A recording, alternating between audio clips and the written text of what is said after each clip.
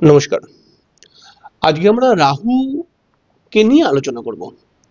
দেখুন, আমি লিখেছি রাহু কখন কোটিপতি বানায়, এবং তার সঙ্গে সঙ্গে এই বিষয়টা তো বলবোই, রাহু কখন কোটিপতি বানায় এবং রাহুকে কেন্দ্র করে 12টি সূত্র বলবো, যেটা জন্মছকের মধ্যে মিলবেই। তাহলে প্রথমে রাহুকে কেন্দ্র করে 12টি সূত্র নিয়ে আগে আলোচনা করে নিই। প্রথম সূত্র, খেয়াল রাখতে হবে, রাহু যদি একসাথে বুধ, চন্দ্র, রবি, এই যে লিখেছি, রাহু যদি একসাথে বুধ, চন্দ্র, রবিকে প্রভাব দেয়, তাহলে একজন মানুষের মানসিক ডিস্টারবেন্স ক্রিয়েট করে দেয়। ধরুন, মনে করা যাক রাহু বুধের সঙ্গে বসে রয়েছে, আর চন্দ্রকেও দেখছে, আর সেই জাতকের জন্মছকে রবিকেও দেখছে। তাহলে রাহু কিন্তু তাকে মানসিক অশান্তির মধ্যে প্রচন্ড ডিপ্রেশন বা পাগলের মতো করে দেয়। আবার এটা উল্টো দিকেও হতে পারে, রাহু ধরুন মনে করা যাক রবির সঙ্গে বসে রয়েছে, রাহু রবির সঙ্গে বসে রয়েছে এবং একটা দৃষ্টি, তার পঞ্চম দৃষ্টি দিয়ে চন্দ্রকে দেখছে, আর সপ্তম দৃষ্টি দিয়ে বুধকে দেখছে। তাহলেও পরে কিন্তু তার মানসিক প্রবলেম চলে আসবে। অর্থাৎ রাহু যদি একসঙ্গে তিনটি গ্রহকে প্রভাব দেয়, বুধ, চন্দ্র, রবি, তাহলে মানসিক সমস্যা চলে আসে। রাহু, আমরা জানি যে রাহু সবসময় বিপরীত দৃষ্টি রয়েছে। রাহু তৃতীয়, ষষ্ঠ, একাদশ ঘরে রাহুকে ভালো বলা হয়েছে। তাহলে এটা যদি কারোর লগ্ন হয়, তাহলে এইখানটায় রাহু ভালো। তৃতীয়, ষষ্ঠ আর একাদশ, এই ঘরটার মধ্যে রাহুকে ভালো বলা হয়েছে। কিন্তু রাহু ভালো তখন যখন এই ঘরের মালিকগুলো ভালো অবস্থার মধ্যে থাকবে।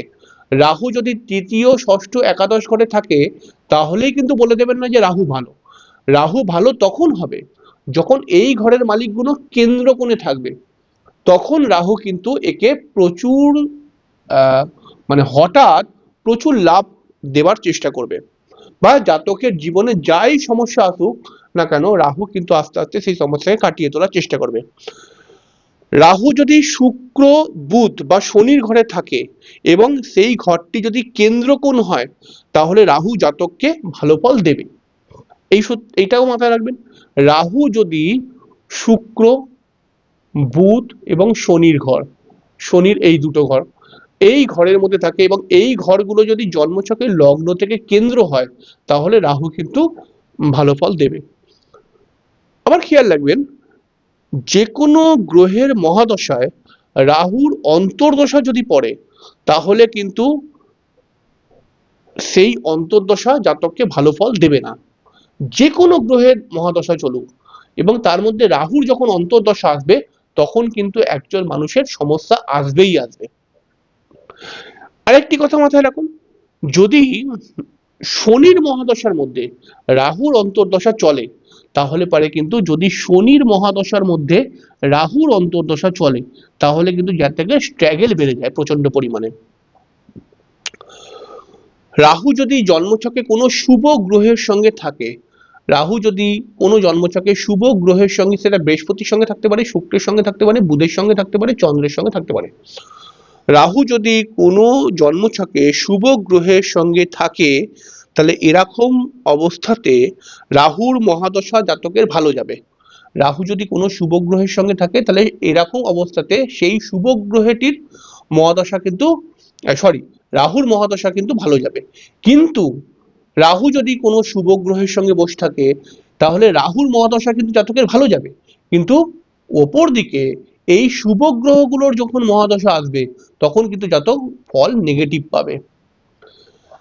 রাহু সব থেকে অশুভ ফল দেয় কোথায়? রাহু সব থেকে অশুভ ফল দেয় সিংহের ঘরে, বৃশ্চিকের ঘরে এবং মেষের ঘরে। এই ঘরটার মধ্যে রাহু কিন্তু সব থেকে বেশি অশুভ ফল দেয়। তার থেকে অল্প অশুভ ফল দেয় কোথায়? কর্কটের ঘরে। কর্কটের ঘরে রাহু কিন্তু একজন মানুষকে ড্যামেজও করার চেষ্টা করে, আবার একজন মানুষকে কিন্তু ড্যামেজ করার পরেও তাকে ডেভেলপ করিয়ে দেওয়ার চেষ্টা করে। আর একটা কথা খেয়াল রাখবেন, রাহু কিন্তু ধনুর ঘরে আর মীনের ঘরেও খুব একটা শুভ ফল দেয় না। রাহু এই সমস্ত ঘরে যদি থাকে, মানে মঙ্গলের ঘর, রবির ঘর, এই বৃহস্পতির ঘর, এই ধনু, এই মীন, অর্থাৎ রাহু যদি তার শত্রু ক্ষেত্রে থাকে তাহলে পারে কিন্তু পেটের সমস্যা আসতে দেখা যায়। এবারে খেয়াল রাখতে হবে, রাহু যদি পঞ্চম, নবম, দ্বিতীয়, সপ্তমপতির সঙ্গে, রাহু যদি পঞ্চম এবং নবমে, পঞ্চম লগ্নের পঞ্চম স্থান কোনটা, এইটা হচ্ছে পঞ্চম স্থান, আর এইটা হচ্ছে নবম স্থান। তাহলে এই দুটো ঘরের মধ্যে যদি রাহু থাকে এবং যদি মনে করা যাক দ্বিতীয় পতির সঙ্গে রয়েছে বা সপ্তম পতির সঙ্গে রয়েছে, তাহলে পারে কিন্তু রাহু মারকেশের মতো ফল দেয়, মানে সমস্যা আরো অনেক বেশি করিয়ে দেয়। তাহলে আমরা সহজ কথা বলতে পারি, যদি রাহু মারক গ্রহের সঙ্গে সম্পর্ক করে দৃষ্টির মাধ্যমে, মারকেশের সঙ্গে সম্পর্ক করে দৃষ্টির মাধ্যমে, তাহলে রাহুর দশা কিন্তু অবশ্যই সেই জাতককে অনেকটা সমস্যার মধ্যে ফেলে দেয়।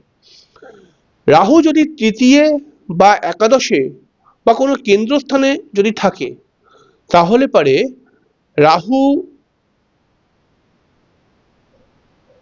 যদি তৃতীয়, একাদশ বা কোনো কেন্দ্রস্থানে থাকে এবং এই তৃতীয়, একাদশ বা কেন্দ্রস্থানের অধিপতিটাও যদি রাহুকে দেখে, তাহলে রাহু কিন্তু রাজযোগ সৃষ্টি করে দেয় অনেক সময় এবং জাতককে কিন্তু প্রচুর সম্পত্তি দান করে, মানে সম্পত্তি প্রাপ্তি হয়। রাহু যদি জন্মছকের মধ্যে কেন্দ্রে থাকে, 1, 4, 7, 10 হচ্ছে কেন্দ্র, কেন্দ্রের ঘরগুলো হচ্ছে এই যে স্টার চিহ্ন দিয়ে দিচ্ছি, 1, 4, 7, 10, এই যে 10, ঠিক আছে। তাহলে রাহু যদি কেন্দ্রে থাকে এবং রাহুর সঙ্গে যদি বুধ, শুক্র বা শনি থাকে, তাহলে কিন্তু অবশ্যই খেয়াল রাখবে, এই বুধ, শুক্র, শনি যদি কোণের অধিপতি হয়, তাহলে রাহু সব থেকে ভালো ফল দেওয়ার চেষ্টা করে। আবার খেয়াল রাখতে হবে, রাহু যদি কেন্দ্রে থাকে এবং এখানে যদি বুধ, শুক্র বা শনির সঙ্গে এই কেন্দ্রে সম্পর্ক করে এবং এরা যদি কোণের অধিপতি হয়, কোণ মানে কোনটা বলবো, 1, 5, 9, এটা হচ্ছে কোণ। তাহলে রাহু যদি কেন্দ্রে থাকে এবং কোণের অধিপতি, অর্থাৎ কোণের অধিপতি এই গ্রহগুলোর মধ্যে থাকে, তাহলে পারে রাহু কিন্তু সেই জাতককে প্রচুর প্রচুর লাভ দেয়। এরকম রাহুকে নিয়ে বেশ অনেকই সূত্র রয়েছে। এবার আমি বলবো রাহু কখন কোটিপতি বানিয়ে দেয়। হ্যাঁ, দেখুন, কোটিপতি বানিয়ে দেওয়াটা খুব সহজ ব্যাপার নয়, ঠিক আছে। কোটিপতি হতে গেলে পারে অনেক রকম যোগ লাগে, একটা শুধু রাহুর দ্বারা সম্ভব নয়, আরো অনেক ভালো ভালো যোগ লাগে। কিন্তু আমার এই কথাটার মানে হচ্ছে, যখন রাহু প্রচুর প্রাপ্তি দেয়, প্রচুর, তখন কখন দেবে, অর্থাৎ একজন মানুষকে প্রতিষ্ঠা, একজন মানুষকে নাম, একজন মানুষের অর্থ এবং উপার্জন, সম্মান সবকিছু এনে দেয়, ঠিক আছে। কোটিপতি বানাবার মতো অবস্থায় নিয়ে চলে যায়, মানে সে চাইলেই কোটিপতি হতে পারে।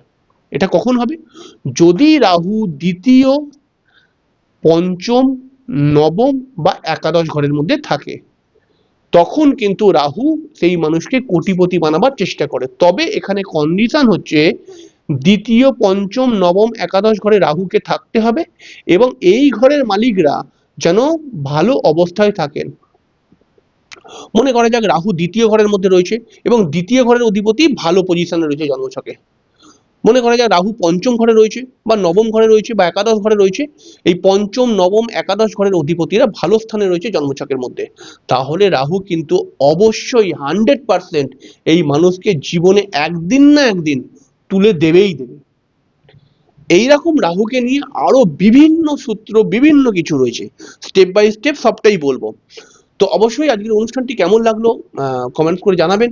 অবশ্যই চ্যানেলটিকে সাবস্ক্রাইব করবেন জ্যোতিষের বিভিন্ন অনুষ্ঠান দেখার জন্য। আজকে শেষ করলাম, পরের দিন দেখা হয়ে যাবে, ততক্ষণের জন্য নমস্কার, ভালো থাকবেন।